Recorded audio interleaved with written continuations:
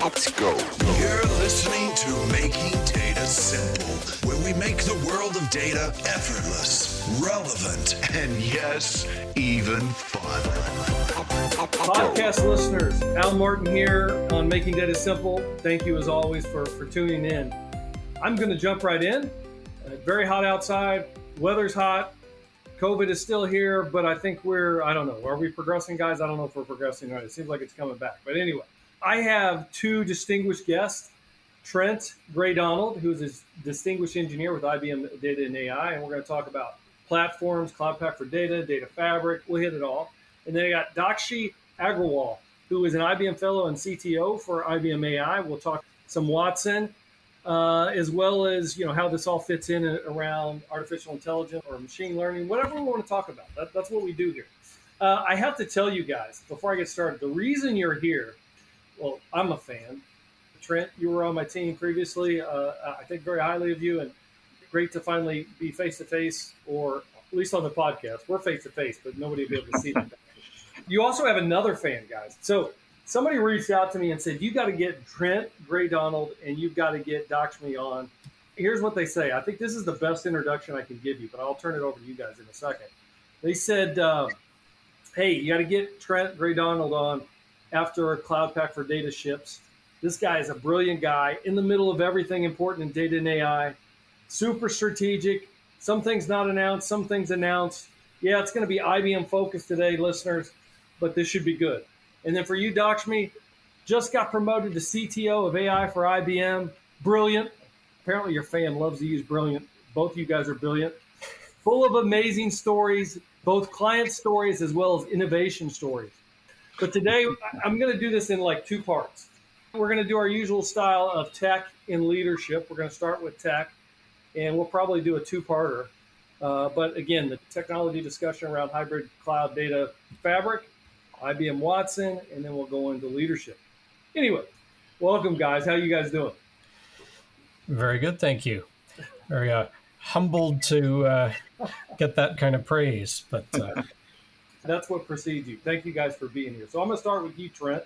First of all, you're the man with three names. We've worked together in the past.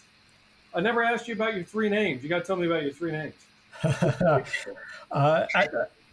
It's not my parents. It's actually my paternal grandfather decided that he was going to fuse the names together, and then it just sort of stuck from there. If you go back many generations, there's a Gray side and a Donald side, and they became the Gray-Donalds. That's well before my time. So is this like great-grandpa stuff or great-great-great? Or how far does it go back? Great. Singly great. Singly great. Does it come with like some kind of move over the pond? I mean, from like the UK or from England or no? They originally was British Isles, but a lot of the family has been in Canada for many generations. I can't remember exactly where people were when it happened. Fair enough. You're in Ottawa now, though, right? I am physically in my basement in Ottawa, yes. Well, I'm in my basement, too. That's why, look, we're still in COVID land. But, hey, tell us a little bit about your experience, what brings you here, and then I'll cover Dakshi in just a minute. My history is actually slightly different in that I actually spent the first 16 years of my career working on managed language runtimes, so Java virtual machines, Smalltalk virtual machines. And then I switched over into the data and AI universe and have been working on Cloud Pak for data and its predecessors for the last many years. Keep my hand busy and with all the different aspects of what it takes to build a comprehensive data platform. Nice. It put you right in there. Sounds good. All right, Dakshi, you're the newly promoted CTO of AI. So what'd you deserve that? And you must have done extremely well. Tell us about that. Well, it just all happens. I joined IBM right out of my PhD. I joined in IBM Research, and there I got opportunity to work on a number of innovative things, bring those innovations into products, work with various universities and so forth. Then I moved into software development. I worked in software development but also along the way worked very deeply in some services engagements, then moved over, dabbled some in sales. And here I am for last 5, 6 years. I've been working in AI, and here I am. All right. Well, welcome. It's a pleasure to have both of you. I don't always have three people. We've done it before, so we'll try not to step on one another as we go. So the reason you guys are both together today is, look, you're right. Part of the AI ladder is leveraged through Cloud Pak for data, microservices architecture, OpenShift being a superpower underneath. But back to AI, Watson has become, I don't know what the name is just synonymous with it. It's a keyword, but people are trying to determine now what it means underneath. So my question, Dakshi, is AI anywhere. What does that really mean? Why is that important to the listeners? I mean, I get it that you can use AI anywhere. That would be important. But on the other hand, why is it? One thing is just, requirements that our customers bring. If AI can only run in a particular cloud, then there are all sorts of issues like regulatory issues, data sovereignty issues, privacy, gravity, data gravity, movement of data that becomes expensive, security issues that come from moving around this data. So that's why it's important that your AI runs where data is, as opposed to you having to bring data where your AI is. So that's point number one. Point number two, like, okay, what's under the hood here? Under the hood is nothing but our magic powers of Red Hat OpenShift and our hybrid cloud platform. And that's how, using Cloud Satellite, using Red Hat OpenShift, we make our AI available But anywhere. can other competitors say that as well? Sure, they could say if they put that effort of Well, do being they have that agnostic. capability today, or you say no, they don't have the No, capability? no, I would say categorically no.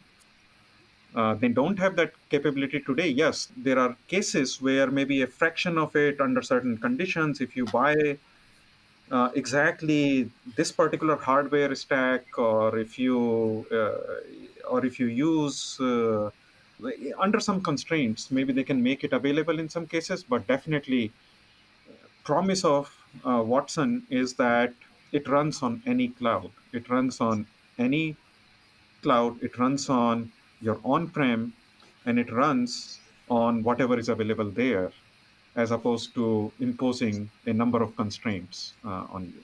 Can you expand upon that, Trent? One of our fundamentals here is that, yeah, we run both as what I call as software and as a service.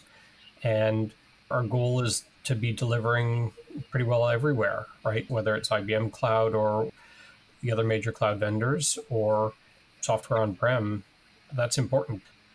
So we have to be where people want to be. That's important. And in some of the opinionated competitor universes, it's you got to bring your data to us, and that makes it difficult. Not least a physical, holy cow, how do I get the data there problem, but also there's compliance and regulation and security and any number of other aspects that are the details that people don't see in the high level product pitch, but really hurt when it comes to doing it in reality. Doesn't the ability to be supported on any cloud, on-prem, make our development extremely difficult, maybe more difficult than those that are using one platform? We're doing all platforms. Doesn't that make our development exponentially more difficult? We need to have a graphic of OpenShift as the superhero stepping in here. And the reality is that OpenShift helps normalize that in a major way, right? Is that a lot of the work of what's your cluster environment and all that can be normalized without weakening it, right? That's part of the superpower, is that if it just mushed it down to a bland, weak nothing, that would be terrible, but it doesn't, right? It allows GPUs to shine through. It allows the different size machines and capability machines come through. That's very important. It's less about the different clouds. It's more about running as a service that becomes challenging because we need to run these things at extreme scale. How do I run with hundreds of thousands of users at any time? How do I scale like that? Those are the interesting questions that get me excited, right? And we look at Watson Assistant running absolutely amazing workloads, live call transcriptions, and like working its thing. And these are not small. These are running at scale. So that's the harder part. And the fact that they work like that shows that we do have an architecture that scales. All right, so I'm going to come back to Dr. Yu in just a minute because I want to talk to how a client would get started in one of those four areas. I mean, just fundamentally. But before I do, by the way, I threw you a softball there, Trent. Nicely done. You hit it. That's where the superpower came in.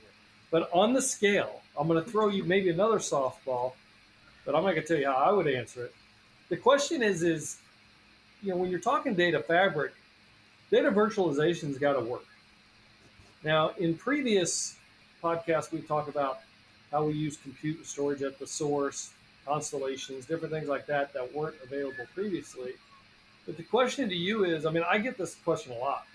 Is virtualization really going to work? How am I going to get the performance? You even mentioned earlier, you said, hey, once you start looking at it, you may say, hey, this is expensive the way it is now. We need to move some data at a later time. What's the balance? Does it work? Or when does it not work? What should you be thinking when you're doing fabric or data virtualization as a client? Yeah, so short version, data virtualization absolutely works. The challenge that you have sometimes with it is that data virtualization may be asked to fix what I'll call almost impossible situations, where you're basically pulling together data from different databases that have very, very different schemas where joining them together ends up being messy. So I guess the point here is data virtualization can fix a lot, but it can't fix a deeply flawed sort of data topology or data architecture to begin with. What you'll see is those are the cases where we start saying, geez, you really need to either rethink farther back to the source, or you go through DV and put it into a new place. Is data virtualization just a new name for data federation? Because some people would say, oh, we've been doing data federation for a long time. This is nothing new. We just wrapped it up in a fancy term now called data virtualization. I think there's a little bit to that, but I think there is still significant innovation happening in the space, regardless of what you call it. And looking at how optimizations are happening, and like now in 2021, there's still new technology coming out within the context, at least of IBM data virtualization, around how do we keep caches around, how do we accelerate different queries, how do we push down more effectively to the results, all these different aspects. So there is innovation, but at the same time, I want us to make sure we understand that every technology has constraints. And so just like I was saying earlier, sometimes you need to materialize, sometimes you need to virtualize. Those fundamental, what I call sort of data gravity or data modeling truths still apply. Well, I think we also have more, in the advent of IoT, we've got more compute and storage at the source.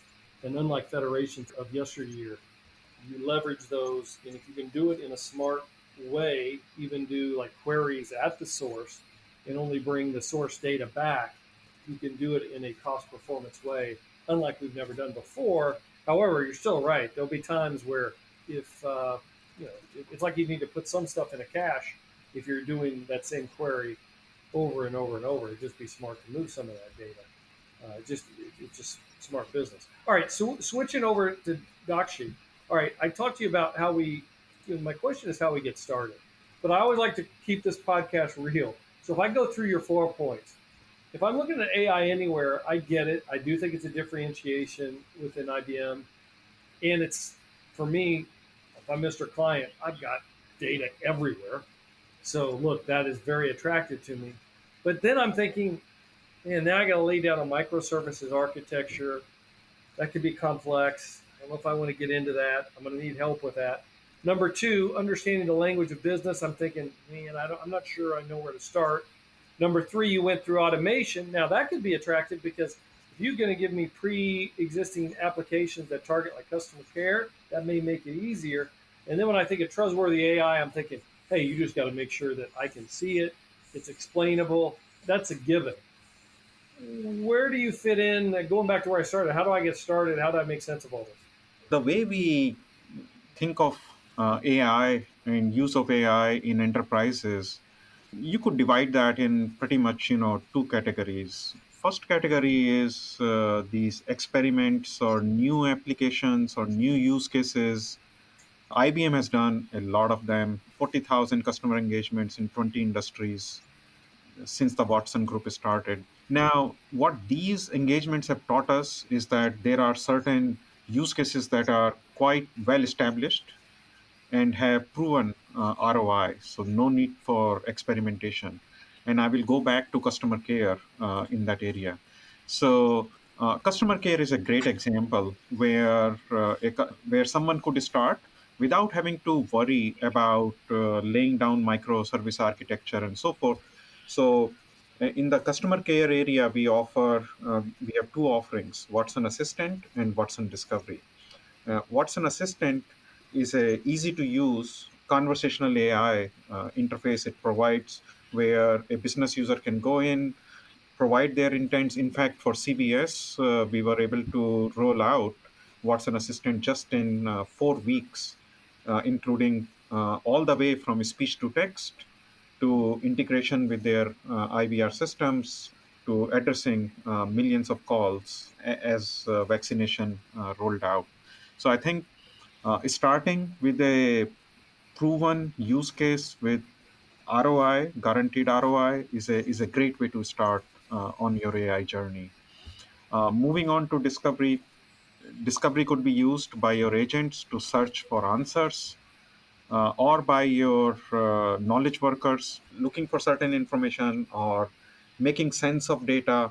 Watson Discovery can accelerate that process of going through tons of data, and these examples occur in all Well, industries. would you mind giving me a customer story that's a kind of a testimonial that drives this home?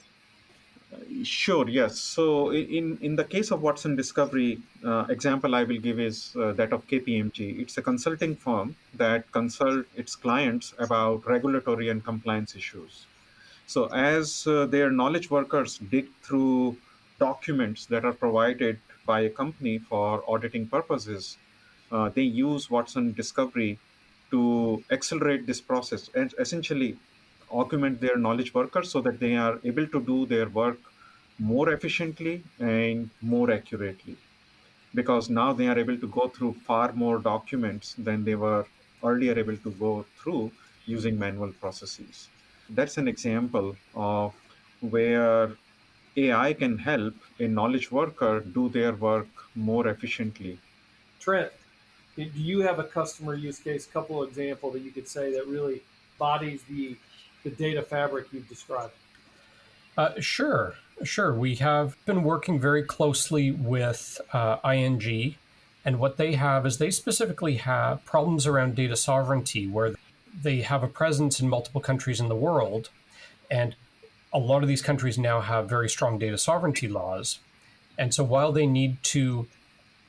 have a whole bunch of data scientists in the Netherlands, and they want to access data from other countries in the world, but they have to do so in a safe manner that does not involve breaking the sovereignty laws of the countries.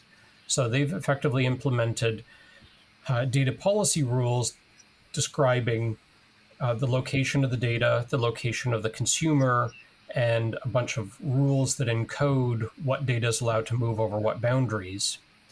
If the data is not allowed to move unmodified, how to automatically mask it. So we've developed a series of technology which has been actually in open source now, renamed recently to something called Fabric, and it enables and helps intermediate those conversations. Data scientist needs the data, data's over there, goes through the engine, may involve some data movement, data masking, data transfer, while staying in compliance with the laws. And they're very excited about this because it allows them to move much, much faster than the historical pick up the phone, ask somebody in the other country to do a thing, put it on the site, and move it over. That's a pretty big deal. Just to give another example of Watson being used, a proven use case for Watson, that's in assisting maintenance workers. So in many industries, what you would find is that there is a maintenance request. In this particular case, these are airlines. So as the plane lands, there might be some maintenance request, either input automatically by the system or by the staff or by customer complaints.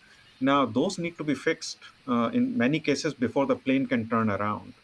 Now, when the maintenance crew comes in, they diagnose the situation, then look at the situation. Now they need to know what's the maintenance process. And it's in those times that Watson can help maintenance worker achieve superpowers, because now they have access to all the past maintenance records, all the past knowledge, what worked, what did not work, and what was the process followed in successful repairs. So now they can get assistance from Watson and retrieve those proven maintenance methods, very unique to the situation, and follow those with confidence, knowing that these worked in past. So that's one example which is used in fixing complex machinery, essentially aircrafts, oil rigs, and so forth.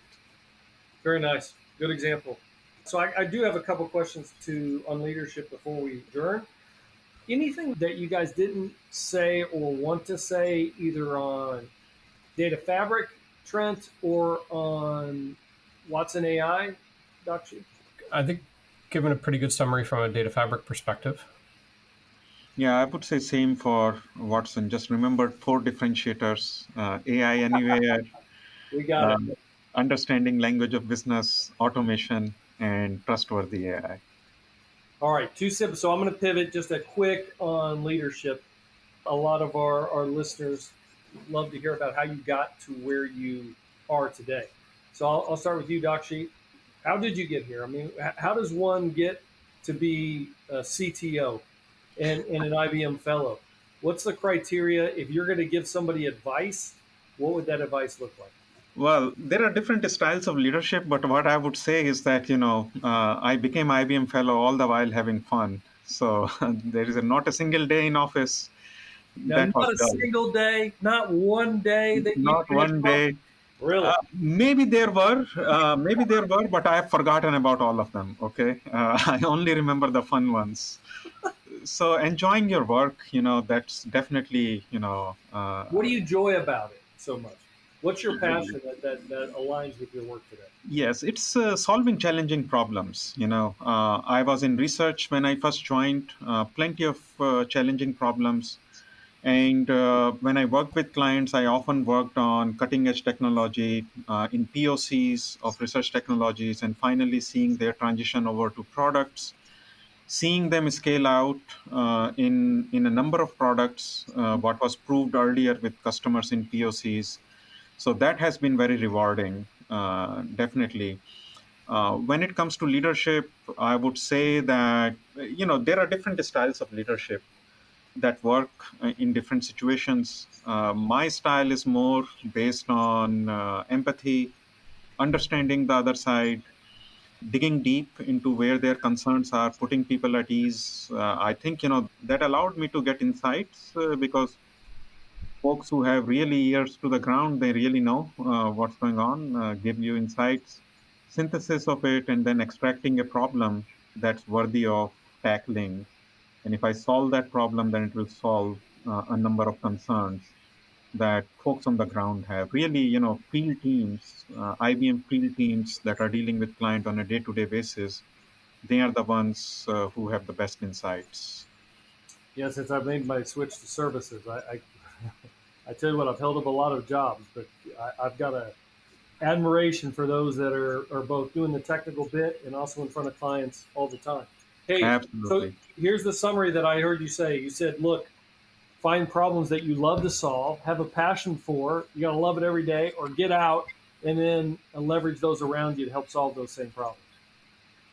Absolutely. All right, you can't use the same answer, Trent. Dakshi got to go first. How did you get to your position? What is the advice you give for future technical leaders? So the first thing I've always been is very curious, right? How does it work? Why does it work? The incessant exploration and trying to understand how things work has been absolutely critical. And I think Dakshi sort of touches on that from a different perspective, where it's the always have fun. And for me, the fun is sort of the curiosity aspect. The thing that got me from where I started, which was, as I said, sort of 16 years on one team. Now, of course, I was growing through that. But the biggest piece of advice that I try to impart is, on a semi-regular basis, try to find something new in your life where I always sort of describe it as put one foot somewhere comfortable and one foot somewhere uncomfortable. Because if you're standing in the same spot all the time, you don't get to see the world from a different perspective. So whether it's sort of one step forward while you still have safety, or one step sideways, whatever you want to think of it as, it's really important to get that additional exposure to different areas. Now, that does not mean get a new job every 6 months. What it means is sort of figure out in your context, what is the adjacency that I should learn about, right? And everybody has multiple adjacencies, and it's about figuring out, okay, which adjacency interests me the most. From my perspective, it's always the one that's sort of the one that I have the most curiosity about, and keep moving forward from that. That's one side of it. The other part of, maybe I'm stealing shamelessly again from Dakshi here, but I think being a listener, the better I understand their universe, the more that communication actually happens. It's about empathy. It's about listening. It's about that's how real communication happens. It's not yelling ideas at each other and hoping they stick. It's trying to figure out how to internalize and move better together.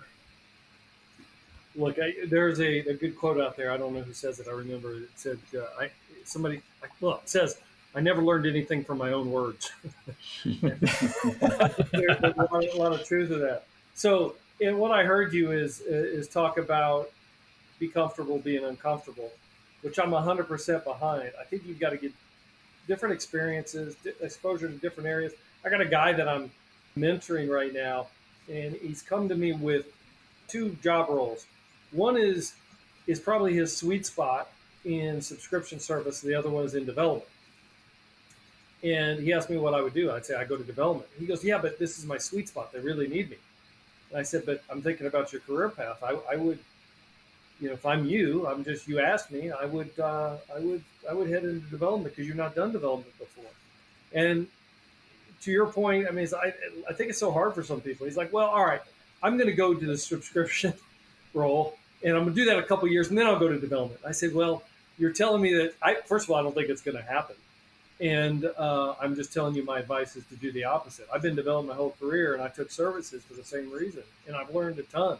It's been very painful, but you know what? I've learned a ton. You guys have been great. I appreciate the conversation that we've had today. Thank you, Trent. Thank you, Dakshi.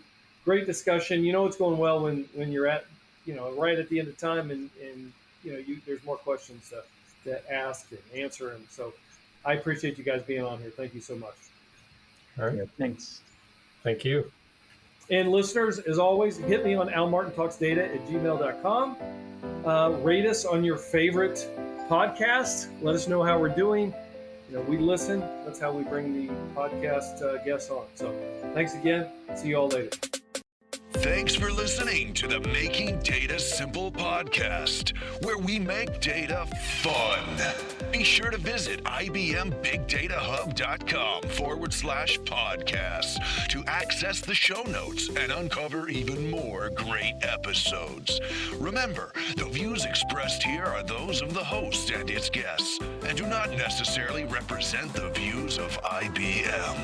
Until next time, Let's go. over and out.